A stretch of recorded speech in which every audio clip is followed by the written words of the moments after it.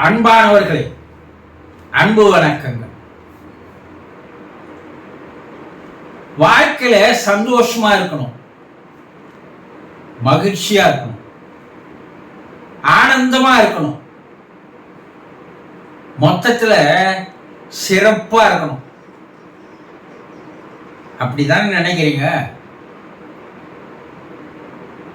எல்லார் மனசுலயும் வாழ்க்கை எனக்கு சிறப்பா இருக்கணும். ஆனா ஏன் தோல்விகள் வருகிறது, கஷ்டங்கள் வருகிறது, பிரச்சனைகள் வருகிறது? வாழவே பிடிக்கலப்பா அப்படி சொல்றவங்களும் இருக்கீங்கல்ல. என் வாழ்க்கையே ஒரே கஷ்டமா இருக்குப்பா, என் வாழ்க்கையே தோல்வியே இருக்குப்பா, எல்லாமே எது எடுத்தாலும் தோல்வி அடையுது, எந்த ஒரு செயல் செய்தாலும் அது நிறைவேற மாட்டேங்குது, ஒண்ணு பாதிலேயே நின்று போகுது, என்ன செய்வதுன்னு தெரியல. அப்படியே தானே எல்லாரும் சொல்றீங்க. ஆனா இந்த வாழ்க்கையில் வரக்கூடிய தோல்விகள், கஷ்டங்கள், துன்பங்கள் எதனால வருது? அது எங்கிருந்து ஆரம்பிக்குது? எதனால இந்த தோல்விகள் ஏற்படுகிறது என்று எப்போதாவது நீங்கள் நினைத்து பார்த்தது உண்டா? ஒரு 5 நிமிஷம் உட்கார்ந்து இந்த பிரச்சனை ஏன் எனக்கு வந்தது, இந்த துன்பம் ஏன் எனக்கு வந்தது, இந்த தோல்வி எனக்கு ஏன் வந்தது, இந்த ஏமாற்றம் எனக்கு ஏன் வந்தது நீங்க யோசனை செய்து பார்த்திருக்கீங்களா? கிடையாது.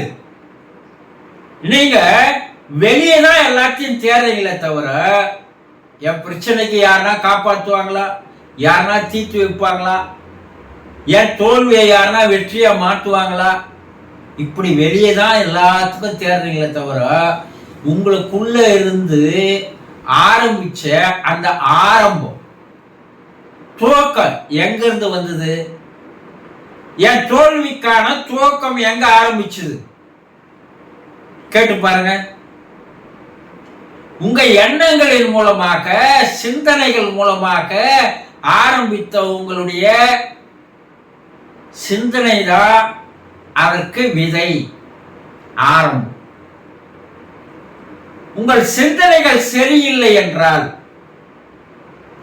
உங்கள் எண்ணங்கள் சரியாக இல்லை என்றால், உங்க எண்ணம் தான் சிந்தனையா மாறுது, சிந்தனை தான் செயலா மாறுது, அந்த செயலுடைய விளைவுதான் தோல்வியோ வெற்றியோ வருது.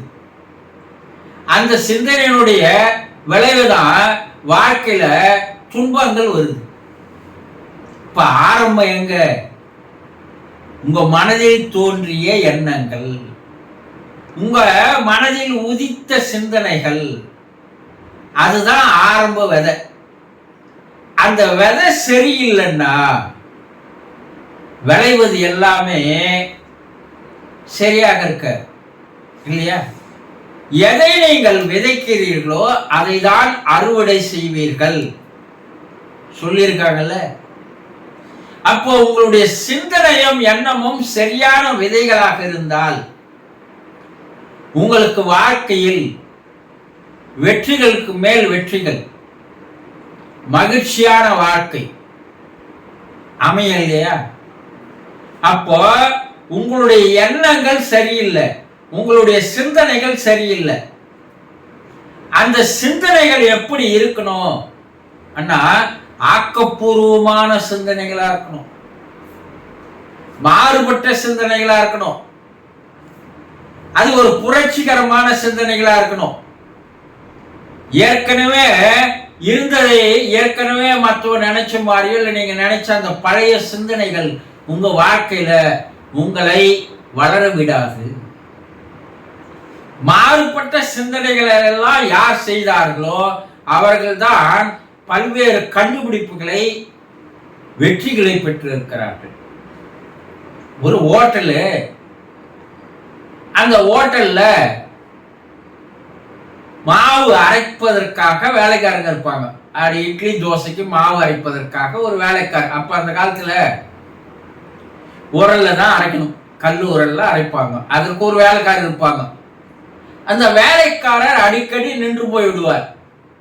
அந்த ஓனருக்கு இவன் என்ன நின்னுறா, இதே பிரச்சனை ஆகி போகுது, இதனால வியாபாரம் பாதிக்கப்படுது, இவனை இனிமேல் நம்ப கூடாது, இதற்கு வேற எதுனா வழி கண்டுபிடிக்கணும், இதை ஏன் மின்சாரத்துல ஓட வைக்க முடியாது, ஆள் இல்லாமல் மின்சாரத்துல ஏன் இந்த மாவு அரைக்க முடியாது என்று மாறுபட்ட சிந்தனை செய்தார்.